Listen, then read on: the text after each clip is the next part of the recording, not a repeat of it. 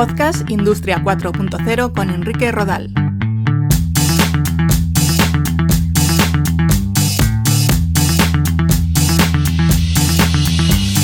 ¿Qué tal? Un saludo, bienvenidos a un nuevo capítulo de Podcast Industria 4.0.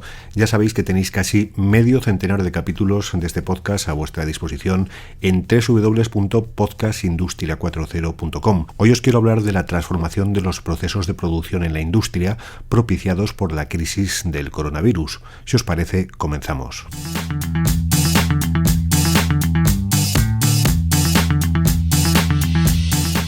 Hay un concepto vinculado con la industria 4.0 que es el de las Smart Factories, fábricas inteligentes, fábricas 4.0 o fábricas conectadas.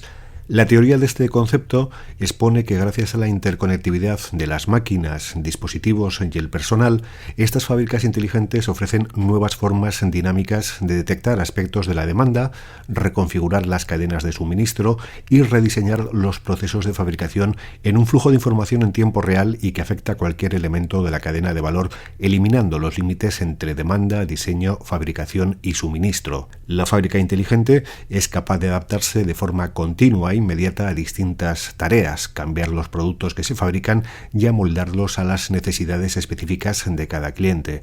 Y todo ello de una forma rápida y ágil.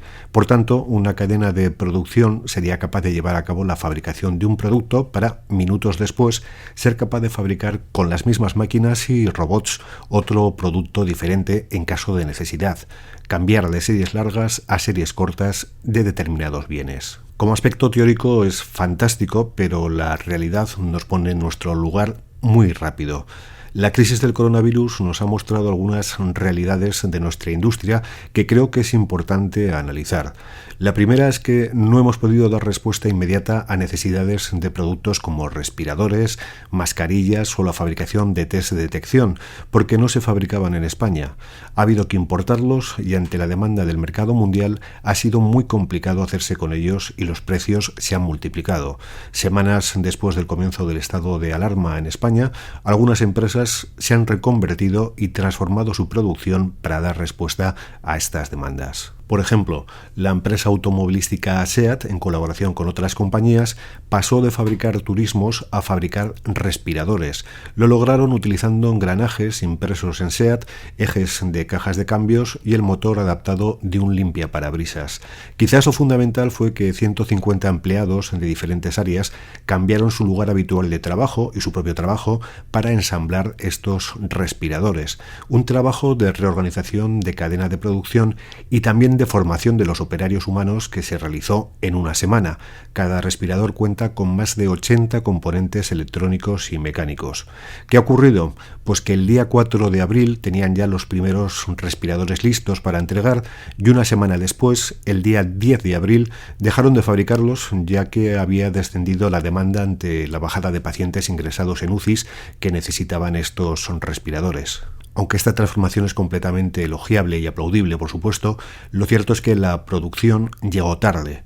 Con todo, ha sido una buena prueba para conocer los retos a los que debe de enfrentarse una gran empresa industrial en caso de necesitar transformar su producción y modificar la labor de sus empleados por diferentes circunstancias.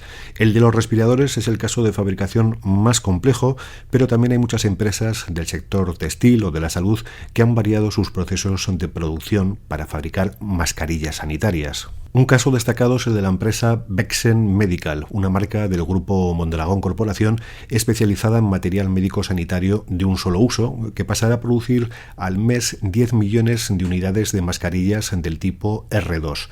Será la primera fábrica española de mascarillas, un producto que hasta ahora no figuraba en su catálogo de ventas. ¿Qué ocurre? Pues que para fabricar mascarillas hacen falta máquinas especiales y el grupo Mondragón ha encargado la fabricación de estas máquinas a una de las plantas de su propio grupo que, como no, está en China. Las máquinas llegarán la semana del 13 de abril, en teoría, a finales, y como en el caso anterior, la solución es aplaudible, si bien llega un poco tarde. La diferencia con el caso de SEAT y los respiradores es que vamos a tener que aprender a convivir con las mascarillas y es un producto que vamos a seguir utilizando mucho más allá del paso de esta pandemia. En este caso, lo que llama la atención es que sigamos necesitando de terceros países para lograr las máquinas que consigan fabricar los productos que requerimos. Una tercera iniciativa es la relacionada con la fabricación de viseras de protección para el personal sanitario, esa especie de cascos con una pantalla transparente que protege la cara de los profesionales de la salud. En un principio fueron los makers, luego hablaré de todo el movimiento Aldo tú mismo en este contexto del coronavirus, pero como os digo, fueron ellos, los makers, los que de forma altruista, con mucha voluntad y poca experiencia, comenzaron la fabricación de estas viseras. En este mismo podcast hay un episodio en el que charlo con uno de estos makers en uno de los momentos más duros de la pandemia que os recomiendo que no os perdáis. El caso es que tras los makers han llegado diferentes empresas para hacer lo mismo, en este caso producir viseras pero de una forma ordenada y coordinada e industrial, aprovechando sus enormes recursos. Un ejemplo es el de Airbus, que ha puesto a sus principales plantas de toda España a crear mediante fabricación aditiva hasta 300 viseras al día. También fabrican 700 batas de protección al día.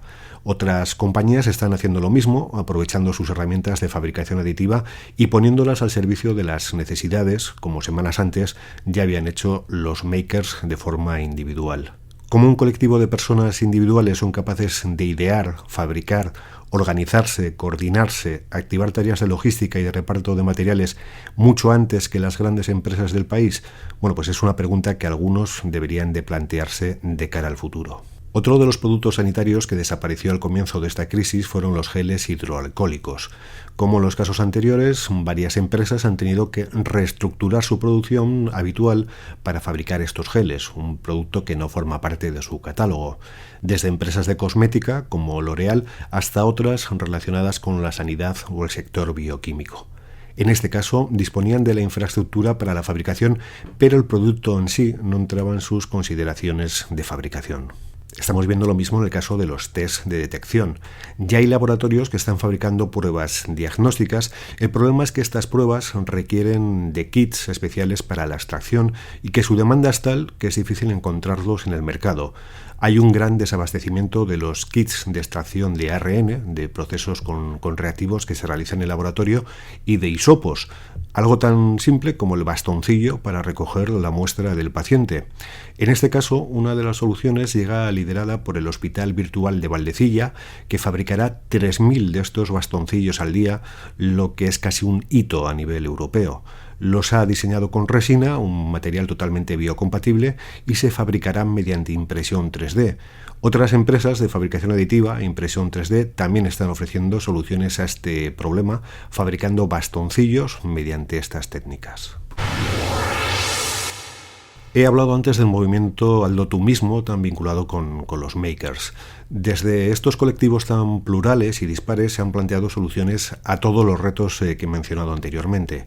Ha habido un gran trabajo para crear un prototipo de respirador, pero se ha enfrentado a la necesidad de una homologación y certificación, ya que esta herramienta, esta máquina, en caso de mal funcionamiento, puede provocar la muerte del paciente.